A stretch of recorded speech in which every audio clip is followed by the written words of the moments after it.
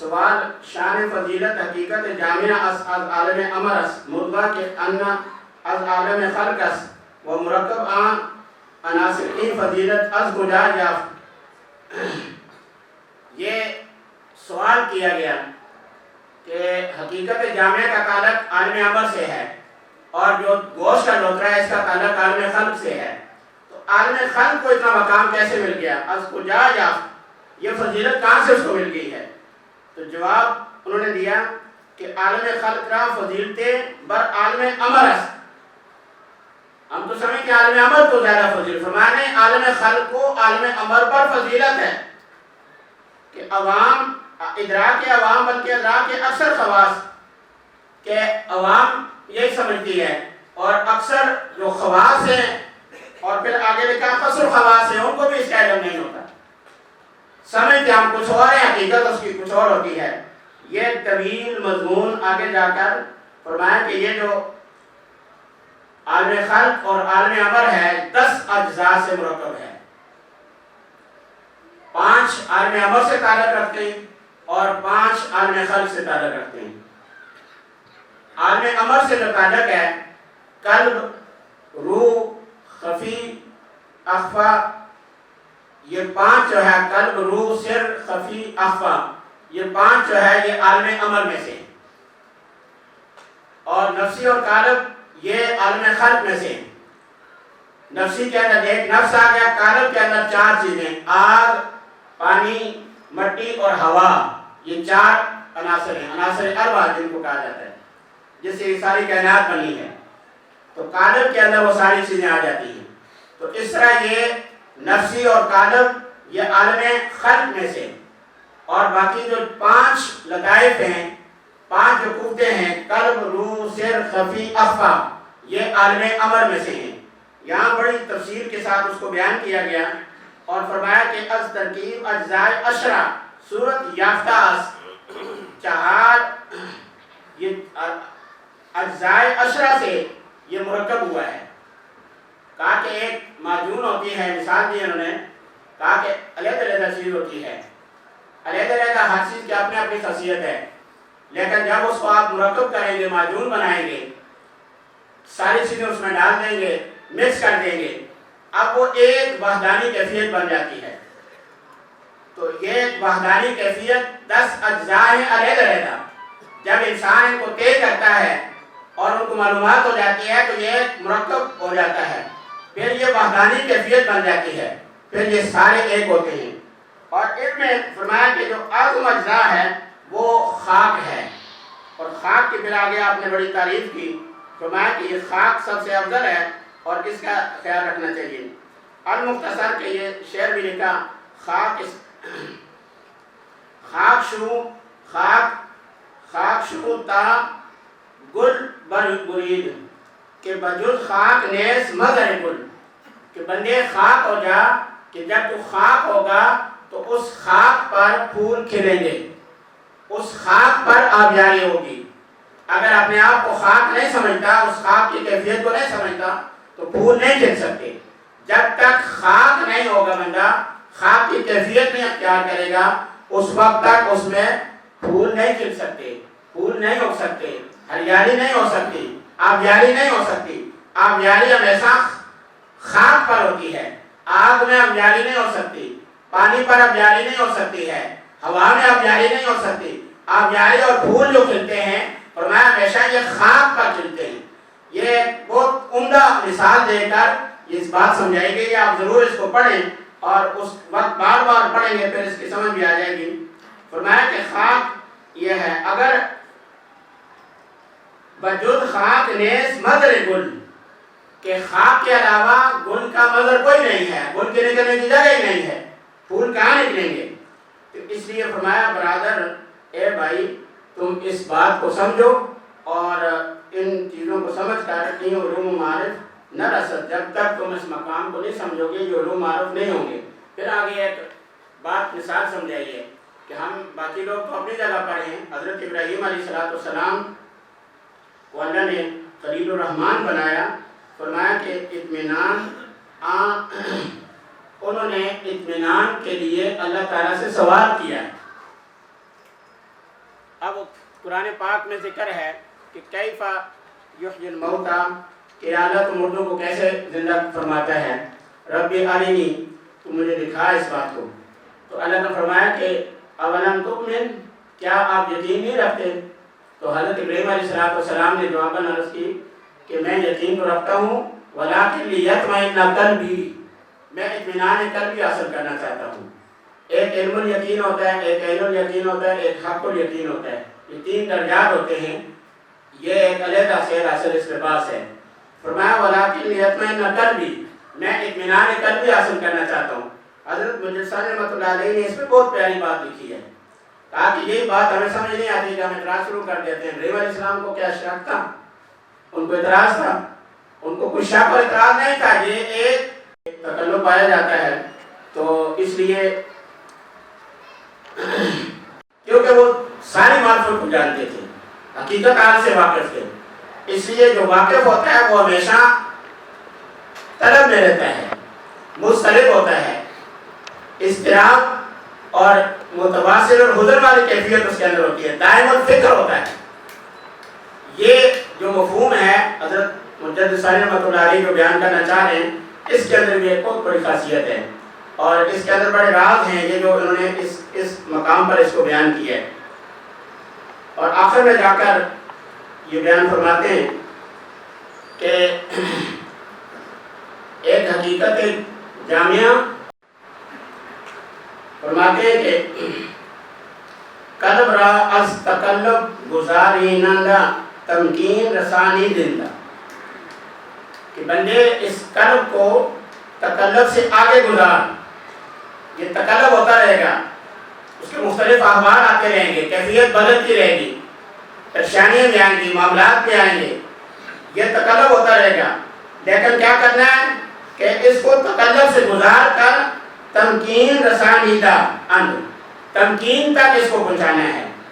وَنَفْسَ را از امار بھی با اطمینان ابردان، جو نفس ہے وہ امارہ ہے، اس کو امارگی سے اطمینان تک لانا ہے.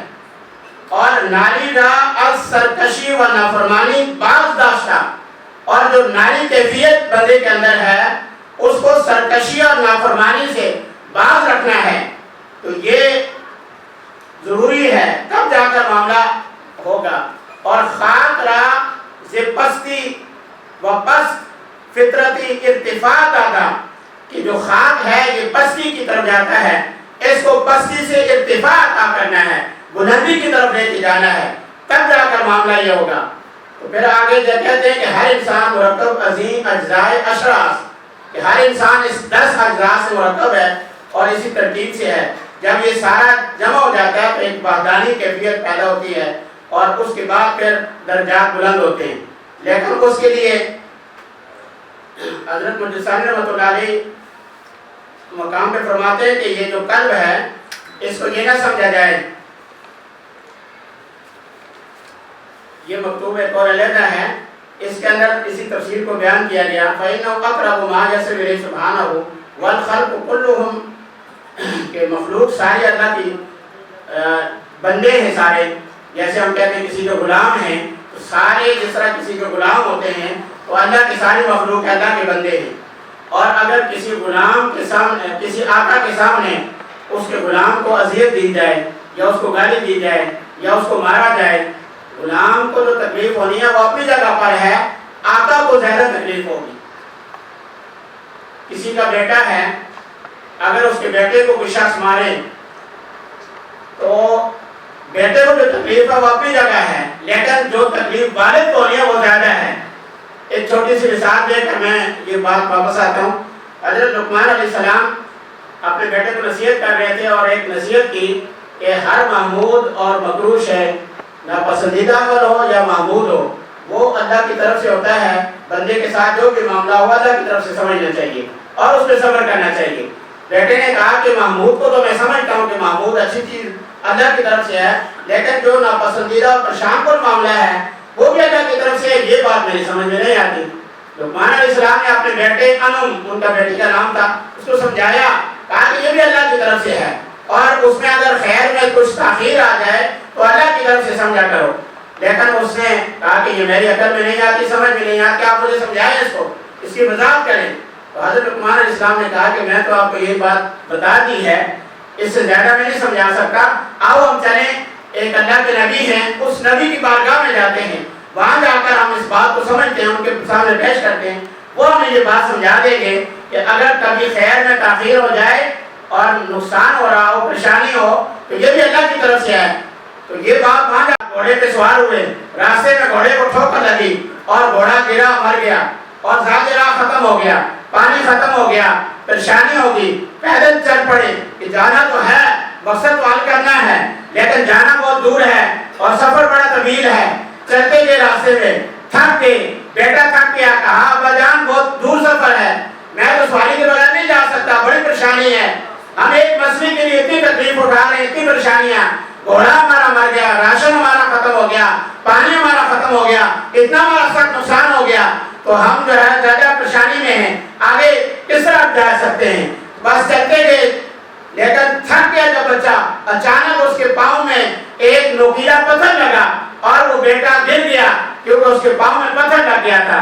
حضرت لقمان علیہ السلام نے بیٹے کا پاؤں اپنے گود میں رکھا اور پتھر کو نکالا، جب پتھر نکالا تو اس پاؤں سے خون کا فوارہ باہر نکلا، جیسے خون کا فوارہ نکلا لقمان علیہ السلام کی آنکھوں سے آنسو گرے، بیٹے پر گرے، بیٹے نے آنکھیں کھول کر جب باپ کو دیکھا کہ باپ کی آنکھوں میں آنسو ہیں، کہا ابا جان آپ نے تو کہا تھا ہر خیر اور شر اللہ کی طرف سے ہوتی ہے، یہ آپ کی آنکھوں میں آنسو کس بات کے ہیں، رو کیوں رہے ہیں، یہ آنسو کس بات پہ آگے؟ کہا بیٹے یہ میری تکلیف کی وجہ سے نہیں ہے، میں اپنی تکلیف تو برداشت کر سکتا ہوں، لیکن تم بیٹے ہو میرے، تمہاری جو تکلیف ہوئی ہے وہ میرے دل پر اس نے اثر کیا ہے، اور دل میں اثر کر کے زبان آنکھوں سے آنسو اس کی صورت میں گرے ہیں، یہ بیٹے کی تکلیف ہے، یہ میری اپنی تکلیف نہیں ہے۔ تو یہ اولاد کی تکلیف بندہ برداشت نہیں کر سکتا، ان کی آنکھوں میں آنسو اس وقت آ گئے تھے۔ اب پتھر نکالا، اپنے سر سے ماما کھولا اور اس پٹی باندھی، اور باندھ کر بیٹے سے کہا تھوڑا آرام کرو، اس کو تھوڑا بٹھایا، کہا کہ دیکھو بیٹے اللہ کی طرف سے ہی ہوتا ہے، اس میں ہماری بہتری ہوگی۔ ابھی یہ باتیں کر رہے تھے، شام کا وقت ہونے والا تھا، ایک گھوڑ سوار آیا اور اس نے کہا کہ آپ کس طرف ارادہ کر رہے ہیں؟ کہا کہ ہم فلاں شہر میں جانا چاہتے ہیں۔ کہا اس شہر میں نہ جانا، ابھی میں اس شہر سے واپس پلٹ کر آیا ہوں، کچھ دیر پہلے اس شہر پر عذاب آیا ہے، وہ پورے کا پورا شہر زمین میں دس گیا ہے، کوئی شخص وہاں باقی نہیں بچا، کوئی گھر نہیں بچا، آپ اس طرف نہ جانا کیونکہ آپ بھی جاؤ گے تو وہاں پر دس جاؤ گے، زمین کے اندر چلے جاؤ گے، یہیں سے واپس پلٹو۔ باپ نے بیٹے کو دیکھا، بیٹے نے باپ کو دیکھا اور مسکرا کے واپس پلٹے۔ کہا ابا جان مجھے سمجھ آ گئی ہے کہ ہر خیر ہر شر اللہ کی طرف سے ہوتی ہے، اگر کبھی خیر میں دیر ہو جائے بندے کو پریشان نہیں ہونا چاہیے، وہ رب ہے، ہم اس کے بندے ہیں، وہ ہم سے زیادہ ہمارا خیال کرتا ہے، ہمارا زیادہ لحاظ رکھتا ہے، لیکن اگر کسی وقت کوئی پریشانی ہے، تھوڑی پریشانی دے کر بڑی پریشانی سے نجات دیتا ہے، تھوڑی تکلیف دے کر بڑی تکلیف سے نجات دیتا ہے۔ یہ لقمان علیہ السلام اور اس کے بیٹے کے اس واقعے سے ہمیں سبق ملتا ہے۔ تو میں یہ عرض کر رہا تھا کہ جب کسی غلام کو یا اس کو گالی دی جائے یا اس کو کوئی مارا جائے، اس غلام کو جو تکلیف ہے وہ اپنی جگہ ہے، لیکن اس کے آقا کو تکلیف زیادہ ہوگی۔ اسی طرح اگر کسی مرید کو کوئی شخص بات کرتا ہے، جیسے ہمارے حضرت اکثر رحمۃ اللہ تعالی علیہ کا معمول تھا کہ اگر کہیں کوئی پتہ لگ جائے، خود ان پر لوگوں نے کتنے نشتر چلائے، سب برداشت کیے، لیکن جب پتہ ہوتا تھا کسی مرید کے بارے میں کسی شخص نے کوئی بات کہی ہے یا کوئی اعتراض کیا ہے، تو حضرت صاحب سب سے پہلے آگے بڑھ کر کہتے تھے یہ تم نے کیسے کیا، کیوں کہا اس کو، مرید میرا ہے، طالب میرا ہے، نسبت میری ہے، اور تم میرے مرید کی مجھے بات کر رہے ہو۔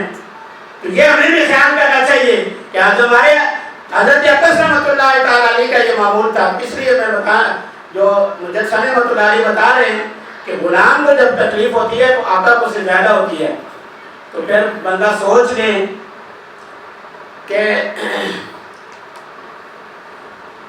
هو المالک علی الاطلاق، وہ اللہ علی الاطلاق مالک ہے، فلا يتصرف فی خلقہ الا بالقدر الذی امر به، مخلوق کو جو بھی معاملہ ہوتا ہے اسی کے حکم کے ساتھ ہوتا ہے، تو اس لیے وہ کرنا چاہیے۔ فإنه ليس بداخل في الإذاب پھر آگے تفصیل بیان کر کے آخر میں فرماتے ہیں کہ وَاعْلَمُوا أَنَّ الْقَلْبَ أَفْضَلُ الْمَخْلُوقَاتِ، کہ یہ جو قلب ہے یہ افضل المخلوقات ہے. ہم اس قلب کو بھی سمجھتے نہیں ہیں، ذکر دیا جاتا ہے ہم کہتے ہیں چلو ہو جائے گا. مجدد انسانی مطلب فرماتے ہیں افضل المخلوقات کہ ان القلب افضل المخلوقات واشرفها، کہ یہ قلب انسان کے لیے افضل المخلوقات ہے، اشرف المخلوقات ہے. کما ان الانسان افضل والاجماع وجمع ما فی عالم کذالک القلب، اس طرح دل بھی افضل اور اعلیٰ ہے. اس لیے فرمایا کہ اس قلب کا خیال کرو، اس قلب کا جتنا خیال اور لحاظ رکھا جائے گا اتنا ہی اس میں ہوگا. آگے یہ بیان کرتے ہیں کہ تمام مراتب فی مراتب العروج یرجو لطائف الانسان الی اصولہ، کہ یہ جتنے مراتب ہیں، قلب ہے، روح ہے، سر ہے، خفی ہے، افواہ ہے، نفسی ہے، قالب ہے، ان کے مراتب ہیں، اپنے اصول تک جاتے ہیں. پانی اپنی اصل تک جاتا ہے، ثم الی اصل الہوا، ثم الی اصل النار، ثم الی اصل اللطائف، ثم الی اسم الجزئی الذی هو ربہ، ثم الی کلی، ثم الی ما شاء اللہ.